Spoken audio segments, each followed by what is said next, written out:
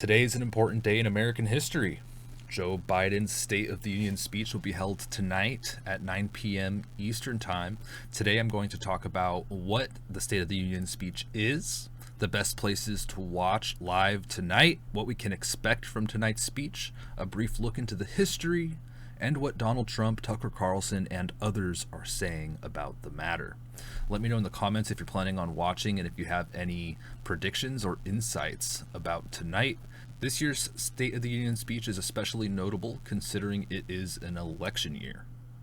Let's talk about the best places to watch tonight. Like I said, 9 p.m. Eastern Time. You've got the Whitehouse YouTube. You've got the Whitehouse website, x.com.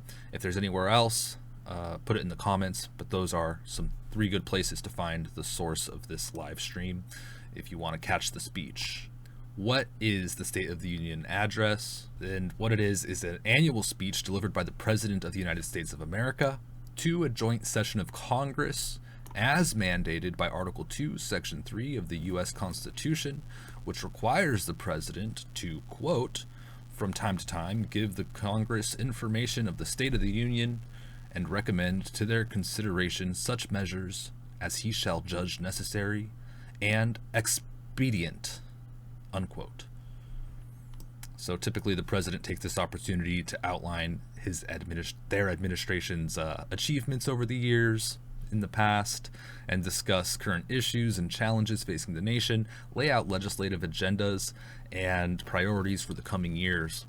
We're going to talk about what we can expect aside from any gaffes and stutters and whispering and shouting that a lot of people are pointing out they are expecting.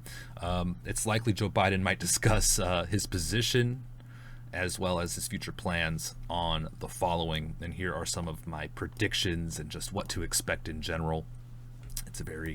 Obviously it's going to be a political moment. So, number 1, economic recovery. Considering the state of the economy, this is going to be something that he's almost guaranteed to discuss. I bet we're going to hear this quote, from the middle out and bottom up, not the top down, right? We can expect some of the same positions that we are well aware of. He may talk about infrastructure, maybe support for small businesses. Perhaps I was thinking he might blame prices on companies again and blame the economy on Donald Trump. I don't know, but economy, that's going to be part of it for sure. Number 2 here, I've got domestic policy. I think that we could expect to hear protect democracy, right? That's something that we hear a lot. So they're going to talk about the democracy and how it must be upheld and protected from forces of evil or whatever, right? Immigration reform, I think that this might be a hot topic as well that he brings up, maybe announcing some big plans if he's to be reelected. I don't know. I think that also that he is going to mention gun control. I think that'll be a big one as well. Also in this topic, I think he'll talk about climate change. And of course, based on prior speeches, climate change is going to be one that is big, and energy, right? Also, I think based on his prior mentions, I think he might talk about police department reform. He's kind of indicated this in the past, so I'm thinking we might hear something tonight more on that. Let me know what y'all think. And also, maybe healthcare. I'm not sure, but we just had a pandemic and whatnot. I could see him mentioning healthcare. Number 3 here, we could expect to hear about foreign policy. This is going to be huge. Not only might he talk about Russia and China, considering Taiwan and Ukraine, but also diplomacy and other ongoing conflicts. Not that there's a conflict currently with Taiwan. That's very active, but definitely a situation. But the ongoing conflicts with Gaza and Israel, for example, I suspect this will be a really big topic tonight. And even we saw, considering that we saw these barricades go up, as well as a lot of people saying, this is weird, we might see protests, probably pro-Palestine protests and these kinds of things tonight in Washington, D.C. I think it will be a hot topic, and I don't look forward to any social unrest or anything, but that's just kind of how things look like they're shaking out. Onward here, I think he'll talk about unity and bipartisanship, outlining the importance of coming together, from the left and right and pushing his agenda forward. That'll be clear. I mean, that's just going to be a given. He may talk about infrastructure, maybe job creation and some kind of infrastructure plan. Who knows? On that front, I'm not sure if he's even going to go there, but we will see. I think social issues are going to be a huge one too. Social justice and equality and the rights of different marginalized groups. I think that'll be a big topic, and I think it'll kind of stoke the fires. People are so divided on these issues. It's very worrisome, and I hope that it all shakes out to be good here. But of course, he'll conclude with his vision for the future and kind of wrap things up. That's what I'm expecting.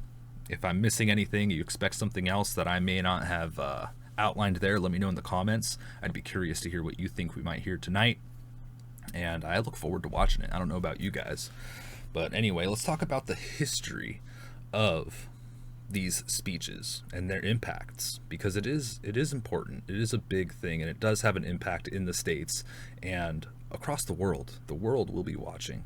So historically, they've laid out these speeches have laid out the groundwork for America, and this lasts for decades and decades and decades. So let's outline some notable examples in history. First of all, Lyndon B. Johnson's War on Poverty speech in 1964. He declared an unconditional war on poverty and outlined his plans to reduce poverty and racial injustice, including the passage of the Civil Rights Act and the creation of Medicare and Medicaid. Big. So we have also got Ronald Reagan's Evil Empire speech from 1983. This was an iconic speech in creating a symbol of Reagan's strong stance against communism. And the speech emphasized the moral dimension of the Cold War. We also have George W. Bush's Axis of Evil from 2002. This speech, he talked about the weapons of mass destruction, and this later became very controversial as no substantial evidence ever turned up of these weapons of mass destruction following the invasion. So we also have Barack Obama's speech here. He introduced the Affordable Care Act. Obamacare is kind of one of the main highlights of that, which people loved, and then they quickly realized, like, hey, this doesn't really work. What's going on here? I think that's when a lot of people started waking up too. So a lot of things are said in here. They don't always shake out to what they seem to be, right? Words are one thing, but actions are another. That's kind of what comes to my mind. So let's take a quick look here at what people are saying. We've got Trump. We've got Tucker. We've got people across the internet. And I'll be honest, I scoured the internet. I tried to find some positive things, but I don't see a lot of confidence building up from the public behind Joe Biden. And I did take an honest look. It just seems to be he doesn't have very much support. But let's take a look at what people are saying. All right, number one here. This is President Joe Biden's post from the other day. This is President Joe Biden's post from yesterday. State of the Union prep. Get ready, folks, he writes. And he posted this picture of him reading his speech. And we, like I said, looked at some comments here. The top comments here, we got one from Greg. He says, Mr. President, make sure you don't read this part. And it's not part of the speech. He's just being funny here. We also got Gunther Eagleman's post here. He said, you won't last 12 minutes. Just a lot of negativity. Here's the "it's fine" meme while the kitchen's on fire. Somebody posting another joke here. New drinking game. Down a whiskey every time he mispronounces a word. You will be plastered by the first 5 minutes. My goodness. Onward here. Trump came out and had a statement to say yesterday, if you didn't know. Trump says that, quote, I am pleased to inform you that tomorrow night we will be doing a live play-by-play of crooked Joe Biden's State of the Union address. I will correct, in rapid response, any and all inaccurate statements, especially pertaining to the border and his weaponization of the DOJ, FBI, attorney generals, and district attorneys to go after his political opponent, me, something never done before in this country. We did this once before to tremendous success, beating all records. It is important for the country to get the truth. And that was President Donald J. Trump on March 6th, 2024 at 12:10 p.m. Pacific time. March 6th. So onward here, Tucker Carlson came out and had an announcement to make as well. Another coverage of what's going to happen.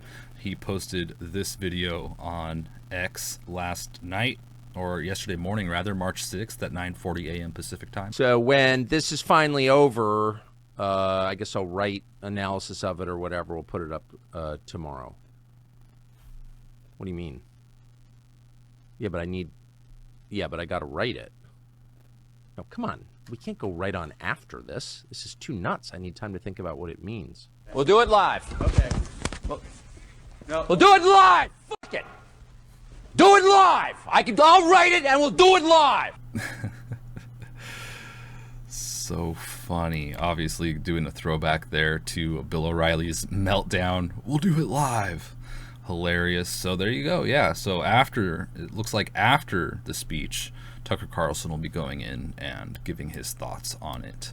So we'll have Trump, we'll have Tucker. My goodness, it'll be quite the night. Onward here, we've got this post here. Speaker Mike Johnson speaking and giving his thoughts here. Let's hear what he says. Tomorrow, the American people, as you know, we're going to hear from President Biden about the State of the Union. And I've been asked many times, as many of us have, if you had to describe in one word what you believe the State of the Union is. You've heard the word crisis, you've heard catastrophe. I think maybe a summary is decline. And I say that with great sadness, we all do. But it's because of this president and his administration that we are indisputably in decline. We are indisputably in decline, he says. Wow. Let's move onward here, see what else we got. Gunther Eagleman's opinion on X.com. He says, here's a prediction rather than opinion. He says Joe Biden's State of the Union speech will be incoherent and full of lies. If anybody has anything positive on it or, another outlook, fine. Let's hear it. I'd love to see it. I can't find them. I don't know. Let's go on here. We had the Babylon Bee posting an article, just a parody article here. They wrote that the State of the Union will be will just be a 90-minute broadcast of a dumpster engulfed in flames. And they wrote a parody article on that, just being funny here. We also had Roz Alerts outlining what's going on in Washington, D.C. They posted this March 6th last night. They said workers are putting up large fencing ahead of Joe Biden's State of the Union address. Roz Alerts continues and writes, currently, worker crews are putting up large fencing around the Capitol in preparation for tomorrow night's Joe Biden State of the Union speech. This security measure is being implemented due to reported protests and other potential security concerns. Law enforcement agencies, along with federal, state, and local partners, are closely collaborating to develop a security plan aimed at ensuring the uninterrupted speech of Joe Biden, State of the Union. Whatever. I read that the best I could there. Onward here, Representative Marjorie Taylor Greene pointing this out as well in Washington, D.C. and putting her opinion out there. Onward, we've got at ALX on X.com. He writes that, quote, Joe Biden will build a wall around the Capitol to protect his State of the Union, but he stopped construction of the border wall because he said it was a waste of money that diverts attention from genuine threats to our homeland security. So just pointing out a little bit of I don't know what to call it. It's not quite irony, but hypocriticism. I don't know. What's the word? Hypocrisy. There we go. Pointing out the hypocrisy. And Marjorie Taylor Greene did the same thing. Onward here. FDA commissioner issues health warning over... Okay, this is a parody. I have to preface that with this. This is the U.S. Ministry of Truth, which is a parody account on X.com. They wrote, breaking. The FDA commissioner issues health warning over suggested drinking games for tomorrow's State of the Union address, which people are talking about that seriously. And yeah, I don't recommend it, y'all. It's just, be smart.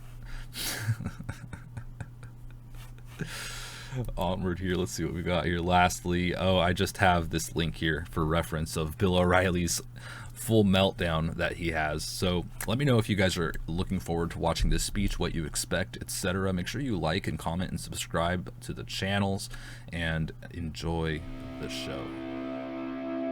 We do a little trolling. It's called We Do a Little Trolling.